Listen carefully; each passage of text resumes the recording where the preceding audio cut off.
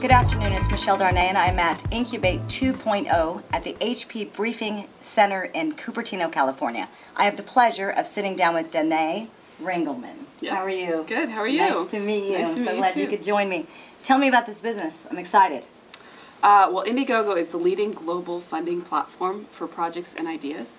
So what we are is we give tools to people with creative cause and entrepreneurial projects to raise the money through their network and extended network. So is it an online Yes, business? it's an online business. So I'm the, let's do some role playing. I'm the entrepreneur and I'm looking for $150,000 for my new venture. What's the process? Take me through the process. So the process is, if you have an idea, you want to pitch it like you pitch anybody, whether it's an investor or a partner or what have you. But the difference is on Indiegogo, you're actually pitching the world, and you're pitching your friends, and you're pitching your followers, and you're pitching bloggers who might love your idea or it might resonate with what they talk about every day. So the way it works is you actually post your funding goal, whatever amount of money you need to raise for that phase of the project, whether it's to build a prototype or whether it's to just bring some startup launch capital together. We have a lot of creative entrepreneurs who need to raise money to put out an album if they're a musician, or if they're a writer, they can pre-sell copies of their book. So what they do is you just pitch your project, you make it personal, you put up a clip, you explain what you're trying to do, you set your funding goal, you offer perks, which can be anything from your actual work to special access to the process of whatever you're building, and you share it with the world. And we optimize every campaign with social media tools so that it's very easy for you and your followers to share it and grow your funding audience. So it's video based then. So that's amazing. All right. So how many entrepreneurs do you have involved right now? We have over 12,000 campaigns on our site across 139 countries. Wow. So it's pretty big, and we're growing. And launched when? We launched in 2008. Wow. So we've been at it a couple years now. You're growing like crazy, like weeds, right? Yes. So talk to me about some of the business. You had mentioned something about an entrepreneur could also give their work, right, in exchange for. So how does that work? I mean, typically in the funding arena, someone would take an equity piece. I mean, So this is different. We actually sit in between equity and donations. So we're not just a pure donation play, but we're not just a pure profit participation play. We sit in the spectrum in between. And what that means is if you're, for example, a writer, and you need to raise $5,000 to pay for publishing costs of your book, you can actually offer a copy of your book, maybe a signed copy, maybe copies of your old work plus your new work, as a perk in exchange for contributions. So really people are putting money in, but it's not just a pure donation. They're actually getting something back out in return. Plus, if you're actually starting to monetize your work, which is what you're doing before the work is actually done, it opens you up to offer much more than you could after the project is done. For example, we had a makeup company, a young woman who was in the makeup industry. She'd been dreaming about starting her own makeup line for years. She worked for a large company, and she came up with this chemical-based makeup line that she wanted to launch. She found an investor who would back her, but he wanted her to reduce her cost by putting chemicals in her makeup. And she said, that's the point. I want to make it a paraben-free makeup line. So she said, thanks, but no thanks, investor. Instead, I'm going to go to my fans and my followers and people who really want to see me succeed. And she ended up raising all of her startup capital, a few $1,000s, just to get her makeup line off the ground. And what she offered was the opportunity to actually name different lipsticks and mascaras and everything. So it really did give people not only the benefit of actually getting the makeup in the end, which is what they wanted, but they also have a much more personal connection to the venture. And we live busy lives.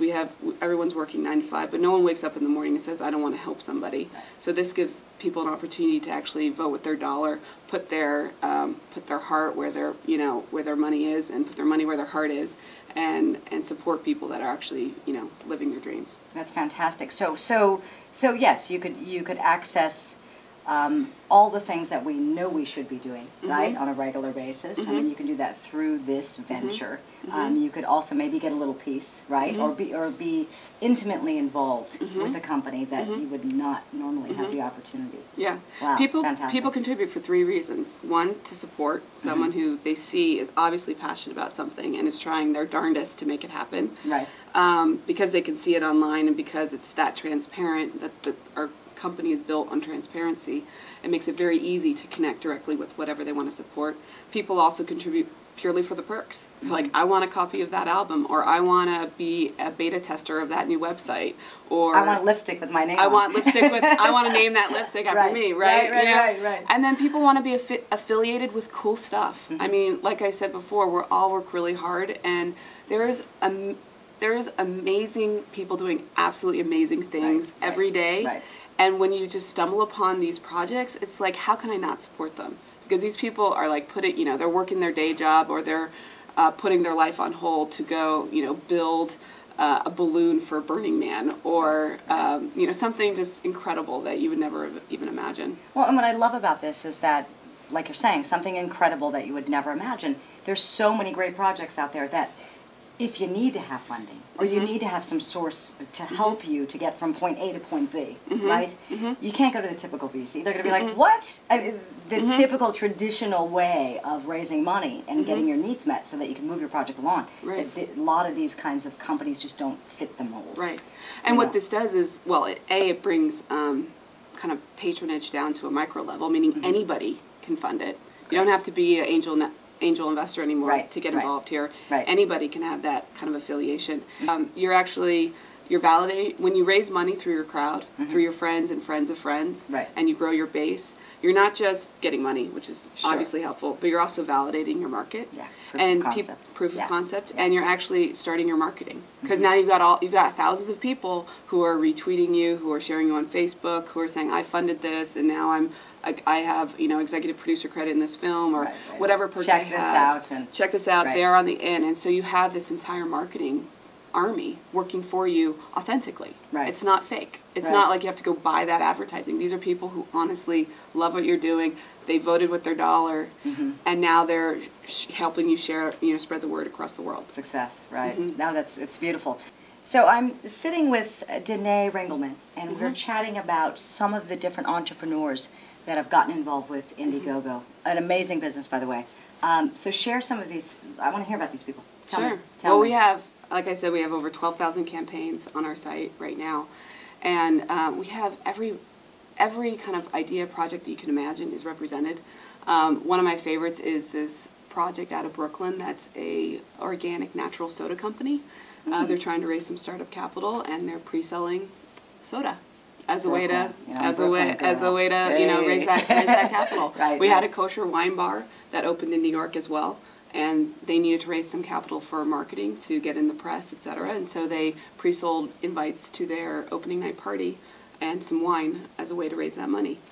We have more community-driven projects as well. We have one guy named Ryan up in Nelson, British Columbia, which is a tiny, tiny town up in Canada that most people have never heard of, but now that I've heard of it, it's like this gem in Canada. And he actually wanted to help his local economy, because the economic times right now have been pretty tough. So he wants to build a walking audio tour for the city and use it as a way to offer tourists when they come, and get people excited about coming. So he's actually raised the money all from community. The local newspaper has gone behind his campaign and spread the word, and that's the power of everybody contributing a few bucks.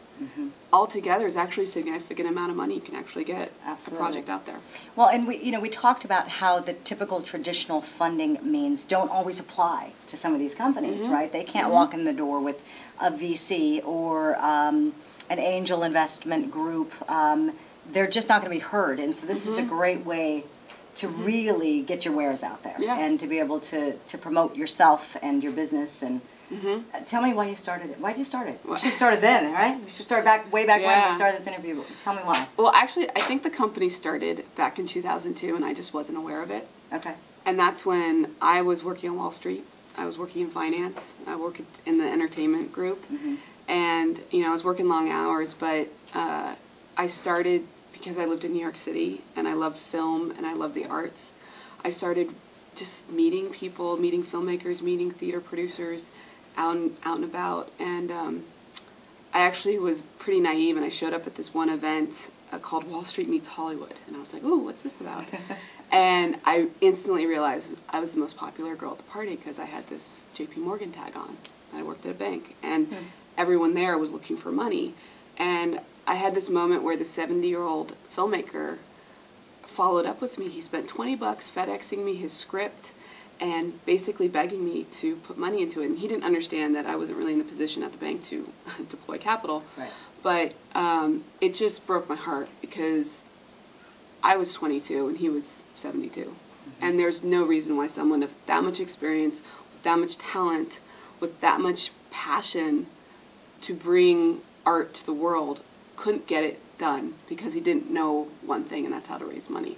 So that's why that was the impetus for what started my head thinking about how can we solve this problem. I work in finance. We have all these efficient mechanisms to deploy capital into all kinds of industries, yet we can't seem to get capital into the hands of the small businesses and creative entrepreneurs that might not even need $1 million to grow their company. They might just need 5, 10, 100 grand to get going. So, well, and that's part of the problem, right, with the actual model, the existing traditional model, is that a lot of these folks don't need $10 million. They don't need to raise 10 million. And if you're not raising a big amount of money, nobody wants to talk to you. Right? Because in the end, there's not enough money for them, or so they think, right? So many, what is it, 2% of projects actually get funded? It's crazy. And out of the 2%, so out of 100%, 2% of projects get funded, and 6% of the funding is actually coming from family and friends. So it's not even, you know, we're looking at 2% coming from other means than the typical VC. I mean, that's crazy. And the numbers are actually pretty incredible. Every year, 7 million ventures get started just in the United States. The average amount of capital that those 7 million ventures need is $45,000. The median amount, so half of these ventures actually need less than $4,500 to get started. These are your, you know, mom and pop. These are your jewelry companies. These are your makeup companies, like I talked about. These are people who are just trying to get a business going and then see where it goes. And then it maybe can scale into, you know, a VC backable business. Who knows? But maybe not, and that's okay.